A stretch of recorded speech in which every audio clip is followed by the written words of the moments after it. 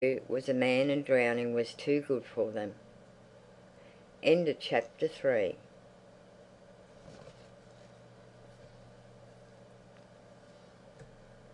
Chapter 4. Wait for me, Isabel. Keziah, wait for me.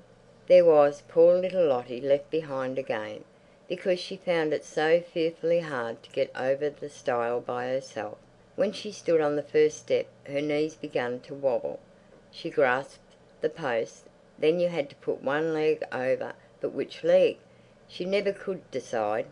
And when she did finally put one leg over, with a sort of a stamp of despair, then the feeling was awful. She was half in the paddock still and half in the tussock grass. She clutched the post desperately and lifted up her voice. "Wait for me!" "No, don't you wait for her, Keziah," said Isabel. "She's such a little silly.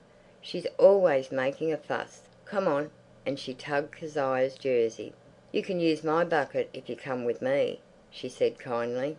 "It's bigger than yours." But Keziah couldn't leave Lottie all by herself. She ran back to her. By this time Lottie was very red in the face and breathing heavily.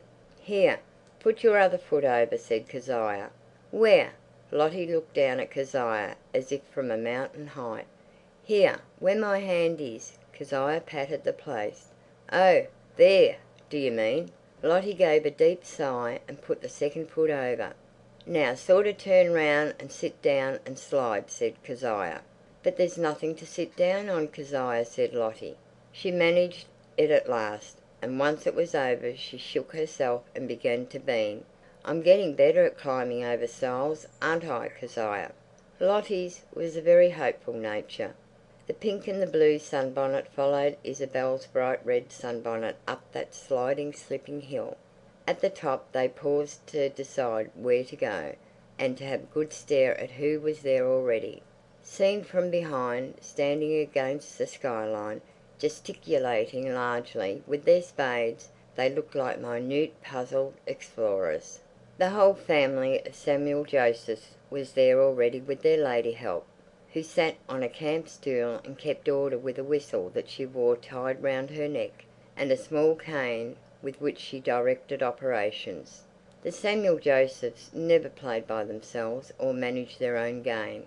If they did, it ended in the boys pouring water down the girls' necks, or the girls trying to put little black crabs into the boys' pockets. So Mrs. Samuel Josephs and the poor lady help drew up what she called a programme every morning to keep them abused and out of mischief. It was all competitions, or races, or round games. Everything began with a piercing blast of the lady help's whistle and ended with another. There were even prizes, large rather dirty parcels which the lady help, with her sour little smile, drew out of a bulging string kit. The Samuel Josephs fought fearfully for the prizes and cheated and pinched one another's arms.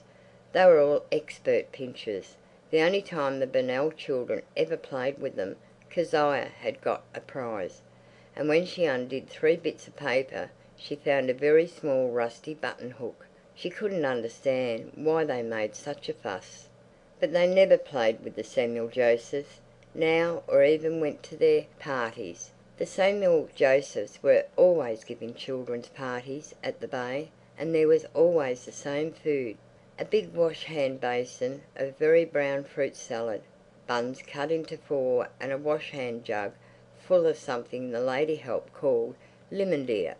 And you went away in the evening with half the frill torn off your frock, or something spilled all down the front of your open-work pinafore, leaving the Samuel Josephs leaping like savages on their lawn. No, they were too awful. On the other side of the beach, close down to the water, 2 little boys, their knickers rolled up, twinkled like spiders. One was digging, the other pattered in and out of the water, filling a small bucket. They were the Trout boys, Pip and Rags. But Pip was so busy digging and Rags was so busy helping that they didn't see their little cousins until they were quite close. "Look," said Pip, "look what I've discovered." And he showed them an old wet squash-looking boot. The 3 girls stared. "Whatever are you going to do with it?" asked Keziah. "Keep it, of course," Pip was very scornful. "It's a fine sea." "Yes, Kezia saw that." "All the same, there's a lot of things buried in the sand," explained Pip. "They get chucked up from the wrecks." "Treasure. Why, you might find—" "But why does Rags have to keep on pouring water in?" asked Lottie. "Oh, that's to moisten it," said Pip, "to make the work a bit easier. Keep it up, Rags." And a good little Rags ran up and down, pouring in the water that turned brown like cocoa. "Here, shall I show you what I found yesterday?" said Pip mysteriously, and he stuck his spade into the sand. "Promise not to tell." They promised. "So cross my heart, straight dinkum." The little girls said it. Pip took something out of his pocket, rubbed it a long time on the front of his jersey, then breathed on it and rubbed it again. "Now turn round," he ordered. They turned round. "All look the same way. Keep still now." And his hand opened. He held up to the light something that flashed, that winked, that was a most lovely green. "It's an emerald," said Pip solemnly. "Is it really, Pip?" Even Isabel was impressed. The lovely green thing seemed to dance in Pip's fingers. Aunt Beryl had an emerald ring, but it was a very small one. This one was as big as a star, and far more beautiful. End of chapter 4.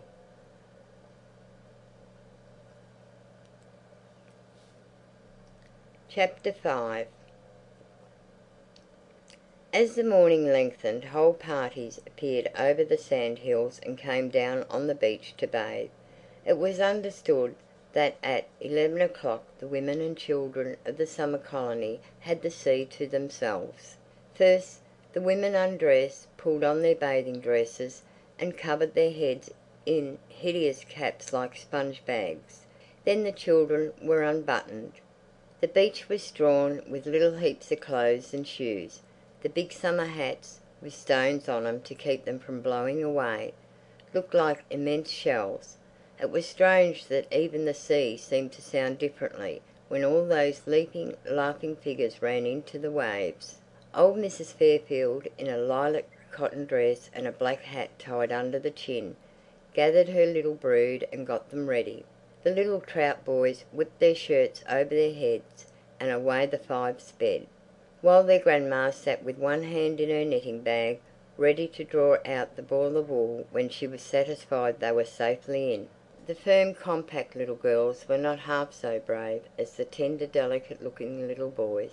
Pip and Rags, shivering, crouching down, slapping the water, never hesitated. But Isabel, who could swim 12 strokes, and Kezia, who could nearly swim 8, only followed on, the strict understanding they were not to be splashed. As for Lottie, she didn't follow at all. She liked to be left to go in her own way, please. And that way was to sit down at the edge of the water, her legs straight, her knees pressed together, and to make vague motions with her arms, as if she expected to be wafted out to sea. But when a bigger wave than usual, an old whiskery one, came lolloping along in her direction, she scrambled to her feet with a face of horror and flew up the beach again. "Here, mother. Keep those for me, will you?" 2 rings and a thin gold chain were dropped into Mrs. Fairfield's lap. "Yes, dear, but aren't you going to bathe here?" "No," Beryl drawled. She sounded vague. "I'm undressing farther along. I'm going to bathe with Mrs. Harry Kember." "Very well." But Mrs. Fairfield's lips set. She disapproved of Mrs. Harry Kember. Beryl knew it. "Poor old mother!" She smiled as she skimmed over the stones. "Poor old mother! Old! What a joy! What bliss it was to be young!" "You look very pleased," said Mrs. Harry Kember. She sat hunched up on the stones, her arms round her knees, smoking.